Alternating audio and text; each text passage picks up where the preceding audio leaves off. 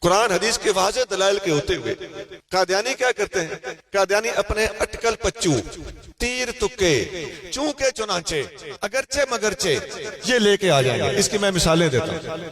نبی کریم رؤوف رحیم صلی اللہ علیہ وسلم کی حدیث ہے، بوڑھی خواتین کا مسجدوں میں آنا اس زمانے میں اس کی اجازت تھی۔ حضرت عبداللہ بن عمر رضی اللہ تعالیٰ عنہ سے کسی آدمی نے ڈسکس کیا کہ خواتین کا مسجد میں آنا، بوڑھی خواتین کا، یہ درست نہیں ہے۔ آپ نے ان کو حدیث سنائی، اس نے کہا نہیں تو حدیث تو آپ ٹھیک کہہ رہے ہیں مگر میں اس پہ عمل نہیں کروں گا۔ اب وہ راوی خود کہتا ہے کہ میں نے حضرت عبداللہ بن عمر رضی اللہ، یہ مسلم شریف میں حدیث ہے جی، 999 حدیث نمبر ہے، تو بڑی ایکوریٹ حدیث ہے۔ حضرت عبداللہ بن عمر نے اس بندے کے لیے وہ سخت لفظ بولا، وہ بندہ کہتا ہے میں نے آج تک اتنا ڈاڈا لفظ نہیں سنا تھا جو اس بندے کو انہوں نے ٹھوک مارا۔ فرمایا بکواس کرتے ہو، میں کہتا ہوں حضور نے ایسے فرمایا اور تو کہتے میں نہیں کروں گا؟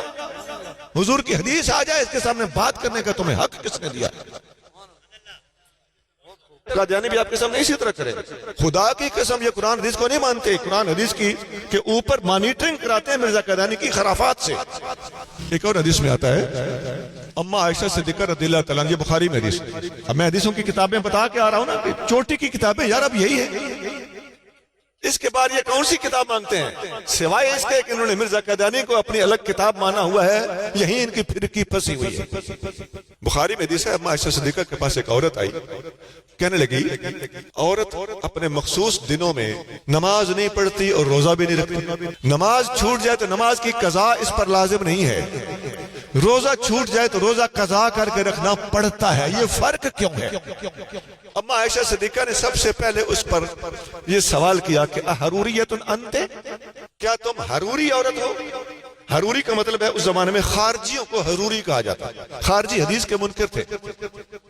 اما پاک نے پوچھا کیا تم خارجی عورت ہو؟ اس نے کہا نہیں، لست بحروریت ولکنی اسأل، میں حروری شروری کوئی نہیں ہوں، میں مسئلہ پوچھ رہی ہوں۔ اما پاک نے فرمایا اگر تمہاری نیت ٹھیک ہے، تم حضور کی سچی غلام ہو تو پھر سن لو، ہمیں نبی پاک نے فرمایا ہے کہ نماز کی قضا نہیں ہے اور عورت کے ذمہ روزے کی قضا ہے۔ حضور نے فرمایا نہیں ہے تو ہم نے مان لیا نہیں ہے، حضور نے فرمایا ہے تو ہم نے مان لیا ہے، بات حضور کی بات پہ ختم ہوتی ہے، ہم عقلی ڈھکوسلوں کو نہیں لیتے۔